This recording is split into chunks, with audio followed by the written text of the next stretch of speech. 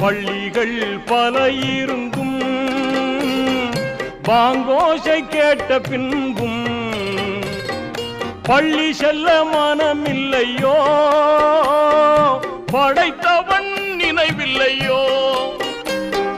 பள்ளி செல்ல மனமில்லையோ, படைத்தவன் நினைவில்லையோ. அல்லாஹ்வை நாம் தொழுவோம்,